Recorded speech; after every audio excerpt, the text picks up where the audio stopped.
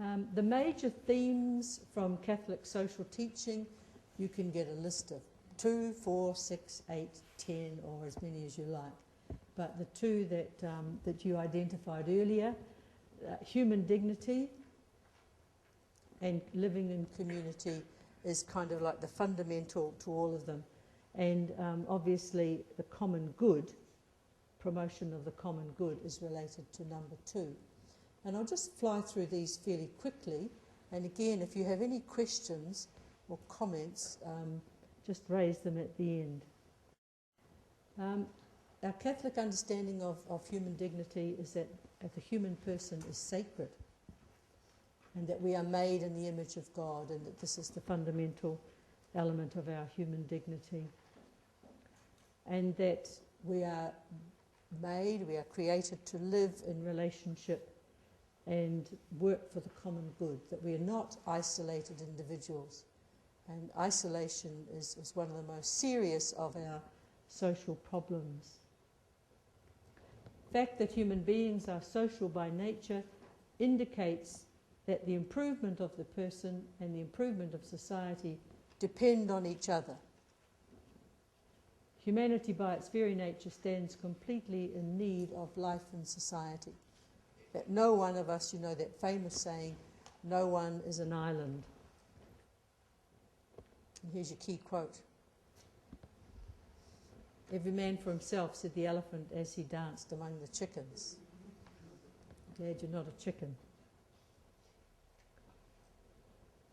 Our rights and duties are civic, political, economic, and every person has the right to basic material necessities that are required to live a decent life.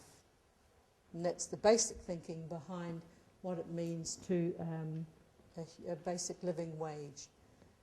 Rerum Novarum, right back in 1891, defined a living wage as what a person can earn for his, in those days, his support and his family. Because at that time, the man was the primary breadwinner.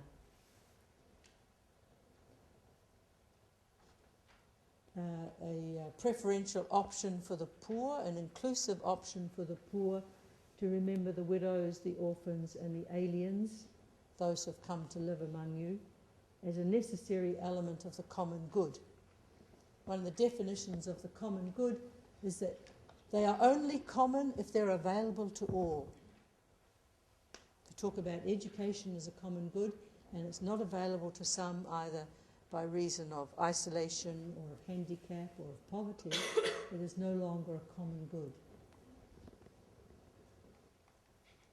Participation is another key principle of Catholic social teaching, that all of us have the right to a minimum level of participation in economic, political, cultural and church life. That we have a right to participation.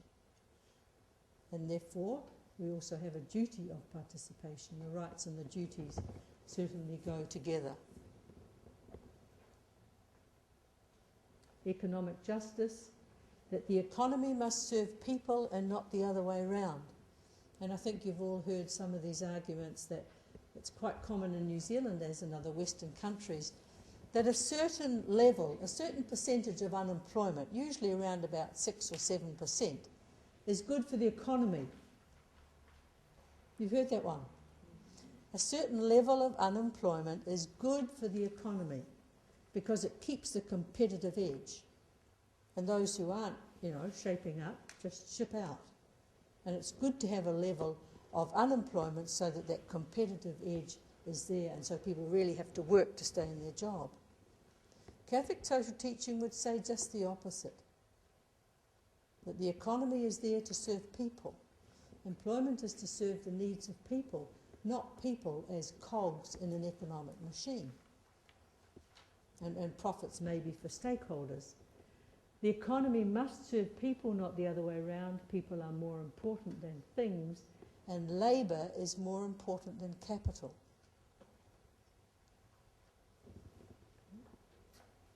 I can see a few eyes beginning to suffer from an overdose. My apologies, almost there. All workers have a right to productive work and to appropriate wages, to safe working conditions,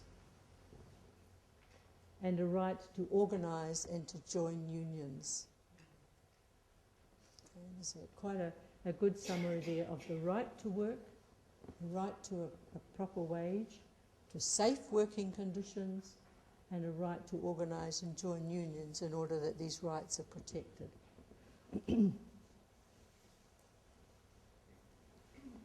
Again, the question we could debate for the next hour, but we won't, about the right to private property, but that the right to private property is not absolute. Just because you own a piece of land or a piece of property, whether it includes the seabed and the foreshore, you cannot do what you like on it. You cannot grow marijuana on it. Or you cannot say, I'm sitting on a gold mine and start digging out the backyard at night. Okay, so there are limits to private property and what you can do with it. The stewardship of creation, the goods of the earth, are gifts that we hold in trust as stewards. The virtue of solidarity. It is a firm and persevering determination to commit oneself to the common good. Of course, solidarity was brought alive for us in a very concrete way with Lech Walesa and the solidarity movement in Poland at the time of the fall of communism. We commit ourselves to the common good, to the good of all, because we are responsible for all. Very old question right from the book of Genesis. Am I my brother's keeper? Yes, we are. The role of government. The state has a positive moral function in that it provides laws which enhance human life and society, to promote human dignity, to protect human rights, and to build the common good. And when, for example, when even local body elections later this year, and certainly national elections when they come up, we can always look at them and say, to what extent is this policy at the service of the common good, or as to what extent is it at the service of perhaps the privileged few or the most aggressive or the most assertive in society? Who is there as a voice for those who may miss out? Some of you might be frightened by that word subsidiarity. It simply means as big as necessary, as small as possible, sometimes defined as decision making at the level most or closest to the people who are most affected by it. And for example, in relationship to government, national government and local body government, there are obviously certain questions, certain issues that are better decided and acted on at a local rather than government. Because this is the key argument about the super city in Auckland. It's safe to say that in Wellington because we're not Aucklanders. But is a super city, or are 4 cities or 6 cities, which is the better model for attending to the famous, roads, rates, rubbish, and what's the other one? The 4 R's of local body government. That's what you're interested in. And subsidiarity would say the best decisions are made by those who are most affected by them. And finally in this list is the promotion of peace, which is not just the absence of war, but if you want peace, work for justice. And one of Pope Paul VI's famous expressions was that the new name for peace is development, and that by integral human development and the work for justice, peace will become possible in our world. Just have a look at some of those key principles there or themes of Catholic social teaching or principles. And what you find is when you're looking at a situation of social injustice that you want to take some kind of action about, oftentimes these themes or principles tend to interact. And particularly the themes of, say for example, solidarity and subsidiarity, just for example.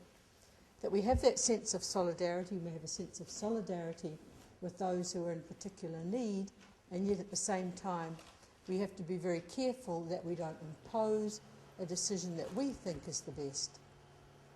And the decision, by the principle of subsidiarity, the decision that is made, for example, in a local community or a local school community is the one that's often best suited to the needs, rather than one that's imposed from on high. Another one that's, that engaged Catholic social teaching quite energetically, shall I say, a couple of years ago was on the Section 53 amendment, the so-called anti-smacking. And parents say, they're our children, we have a right to raise them as best we think. And there are others who would say that violence is not part of that equation. And so it became a debate about government intervention and social intervention in child rearing and family life. And when does a civic society, when does society have the right or the obligation even to intervene in family life that is becoming dangerous for children? Okay, it's a hugely complex question, as you remember, and there was a lot of heat and a lot of energy raised over that. And one would hope the result has been one in which we have helped to create a safer society for children. Won't get into that debate, but we'll just toss that one in on how some of these themes come about. And like, for example, the common good one of the most difficult things about the common good is that it's unfair. The common good is not fair. And you've often heard kids saying this one, it's not fair. But it's not fair. Why does so-and-so have that and I don't have that? And let's face it, that those of us, those of you who are on higher incomes because you're more talented, you've had more access to education, are obliged to pay higher taxes to pay for those who, for some reason or another, sometimes through their own fault, are not able to contribute to society. And that's part of the common good, is that it's not fair. So fairness is not justice. But anyway, you've got another 5 minutes and we'll buzz through the rest of this PowerPoint, and then I'd like you to have a little think about what is it in your schools, what are your schools doing at this stage in terms of promoting social justice.